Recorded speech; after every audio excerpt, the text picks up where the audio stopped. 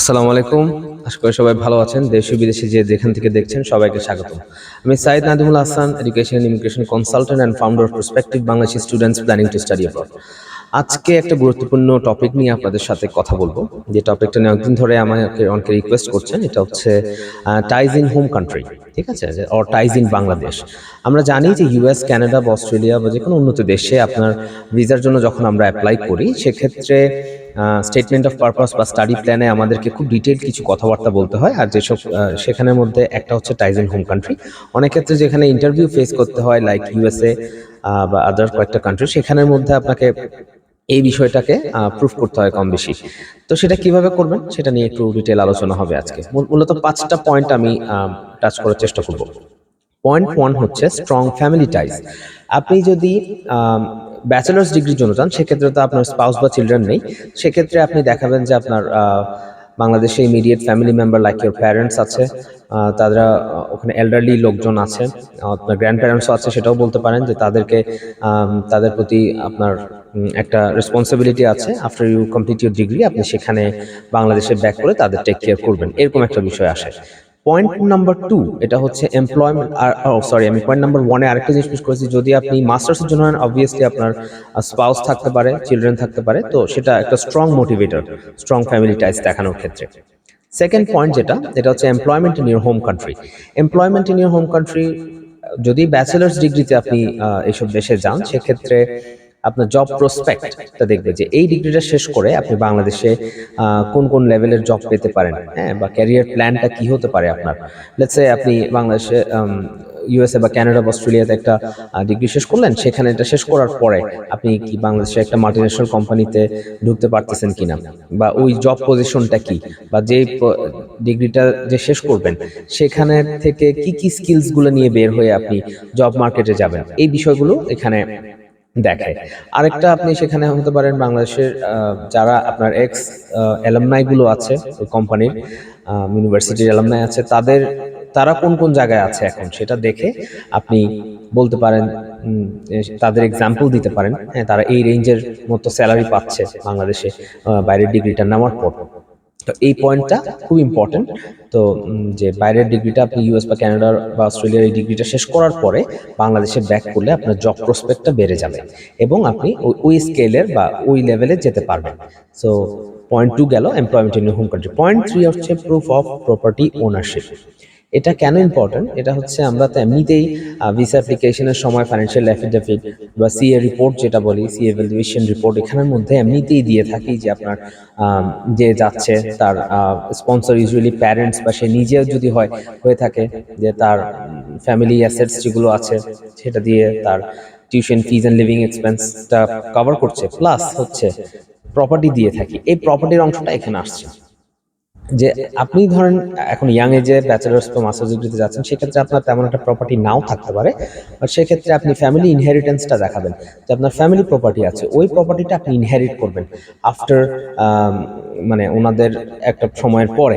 তো সেক্ষেত্রে এই প্রুফ অফ প্রপার্টি ওনারশিপ আপনার অবভিয়াসলি প্যারেন্টসের ডিটেলস তো আপনি দিচ্ছেনই ভিসা অ্যাপ্লিকেশনে, তো সেখানে জিনিসটা ক্লিয়ার হয়ে আসতেছে। এগুলো একটা গুড মোটিভেটর, মানে ভিসা অফিসার যখন দেখে যে তার প্রপার্টি ওনারশিপ আছে, ফ্যামিলিটা স্ট্রং, এমপ্লয়মেন্টের বিষয়টা আছে, তখন তারা এই মানে পজিটিভ রেসপন্স করে। ফোর্থ পয়েন্ট এটা হচ্ছে ফাইন্যান্সিয়াল অ্যাসেটস। ফাইন্যান্সিয়াল অ্যাসেটস হচ্ছে একটা ইকোনমিক মোটিভেটর আর কি। যেমন আপনার বাংলাদেশে ব্যাংক ট্রানজাকশনস হচ্ছে, রেগুলার ব্যাংক ট্রানজাকশন হয়, এন্ড ফাইন্যান্সিয়াল ইনভেস্টমেন্ট আছে, সেটা আপনারও হতে পারে আপনার ফ্যামিলিরও হতে পারে। তো সেক্ষেত্রে আপনি ওইখানের বাইরের ডিগ্রিটা শেষ করার পর এইসবের দায়িত্বগুলো আস্তে আস্তে নিবেন। তো সেক্ষেত্রে আপনার বাংলাদেশে আসতে হবে, অ্যান্ড এই ফাইন্যান্সিয়াল অ্যাসেটসগুলো সেজন্য ইম্পর্টেন্ট। ফাইনাল পয়েন্ট এটা হচ্ছে কমিউনিটি টাইজ। কমিউনিটি টাইজটা কেন আমরা ফোকাস করছি? এটা হচ্ছে আপনার অনেক সময় দেখা যায় যে সোশ্যাল অ্যাক্টিভিটিতে আমরা অনেক ইনভলভ বাংলাদেশে স্টুডেন্টরা, যেমন ভলান্টারি ক্লাবস, হ্যাঁ, অথবা রিলিজিয়াস কোনো অ্যাক্টিভিটিতে আপনি ইনভলভ থাকতে পারেন, তো সেগুলো ওখানে মেনশন করবেন, যার ফলে যে আপনি কমিউনিটির জন্য একটা ইম্পর্টেন্ট পার্সন এখানে। সো আপনার ডিগ্রিতে হয়তো আপনি লিভে গেছেন বা আসছেন, আফটার দ্যাট আপনি ওই কমিউনিটির বন্ডিং এর কারণে আপনি ব্যাক করবেন বাংলাদেশে এসে এই জিনিসগুলো আবার স্টার্ট করবেন। সো মূলত এই 5টা পয়েন্টকে ফোকাস করলে ইনশাল্লাহ আশা করি ইউএস, কানাডা বা অস্ট্রেলিয়ার ভিসা পেতে আপনাদের জন্য সুবিধা হবে। আমি একটু রিক্যাপ করি। ফার্স্টে হচ্ছে স্ট্রং ফ্যামিলি টাইস লাইক চিলড্রেন, স্পাউস, প্যারেন্টস আছে বাংলাদেশে। সেকেন্ড হচ্ছে employment in your home country, যেটা হচ্ছে আপনার ফিউচার প্রসপেক্ট, অথবা আপনার জবটা শেষ মানে ডিগ্রিটা শেষ করার পরে বাংলাদেশে হাই পেইড জব বা যেটা পাবেন এইটার বিষয়ে লেখা, অথবা আপনি মাস্টার্সের জন্য যাচ্ছেন বাংলাদেশ থেকে, সেক্ষেত্রে আপনি একটা জবে লিভ নিয়ে যাচ্ছেন, এই জিনিসগুলো মেনশন করবেন। পার্ট 3 হচ্ছে প্রুফ অফ প্রপার্টি ওনারশিপ। তো এটা তো আমরা বলেছি যে আপনার এবার যদি প্রপার্টি থাকে সেগুলো দিলেন, আর না থাকলে আপনি ইনহেরিট করবেন, এগুলো লিখে দিবেন। ফ্যামিলির ইনহেরিটেন্স, ফ্যামিলি প্রপার্টিগুলো এখানে দিবেন। তারপরে ফোর্থ পয়েন্ট যেটা, এটা হচ্ছে ফাইন্যান্সিয়াল অ্যাসেটস। আপনার এখানে ব্যাংক ট্রানজাকশন হয়, বিভিন্ন জায়গায় ফাইন্যান্সিয়াল ইনভেস্টমেন্ট আছে। সেম এটাও আপনি নিজের না থাকলেও আপনি ফ্যামিলিটা দিতে পারেন, হ্যাঁ, সেখান থেকে আপনি পাবেন একটা সময়, এটা এভাবে মেনশন করতে পারেন। আর ফাইনালি যে পয়েন্টটা, এটা হচ্ছে কমিউনিটি টাইস। এটা তো আমরা বলেছি যে হ্যাঁ, কমিউনিটির সাথে যদি একটা স্ট্রং বন্ডিং থাকে, social clubs, religious groups, others social activism, এই জিনিসগুলো যদি আপনার মেনশন থাকে, তো আপনি অবশ্যই ভিসা অ্যাপ্লিকেশনে এগুলো উল্লেখ করবেন। আশা করি এই জিনিসগুলো ক্লিয়ারলি দিয়ে থাকলে আপনার ভিসা পেতে একটু পজিটিভ দিকে যাবে ভিসা অফিসার। আর আমি একটু ছোট করে বলি, 2025 সাল প্রায় চলে আসছে। সো নভেম্বরের আজকে শেষের দিক। সো যে জিনিসটা আপনারা মাথায় রাখবেন, 2025 সালকে যারা টার্গেট করছেন, আপনার কানাডা, ইউএসএ, অস্ট্রেলিয়া, ইউকে বা ইউরোপে যে কোনো দেশই বলেন, আইএলটিএসটা ফার্স্ট প্রায়োরিটিতে আপনারা দেওয়ার চেষ্টা করেন। ব্যাচেলার্সে 6, মাস্টার্সে 6.5। আর যদি পিটি দিতে চান দিতে পারেন, কিছু ক্ষেত্রে ডুওলিঙ্গো অ্যাকসেপ্ট করে।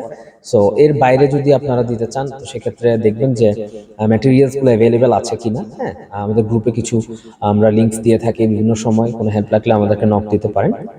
আর এমওআই দিয়ে বিষয়টা হচ্ছে অনেকটা লাকের মতো। এমওআই দিয়ে মাঝে মাঝে হয়, মাঝে মাঝে হয় না ভিসা। সো সেক্ষেত্রে এটাকে আমি মানে একদম ঢালাওভাবে বলতে পারি না যে এমওআই দিয়ে সবার ভিসা হচ্ছে। মাস্টার্সের ক্ষেত্রে কিছু ক্ষেত্রে এমওআই দিয়ে হয়, ইউকেতে হয়েছে। সো অন্য কান্ট্রিতেও কিছু হয় না তা না, বাট এটার পার্সেন্টেজটা খুব কম।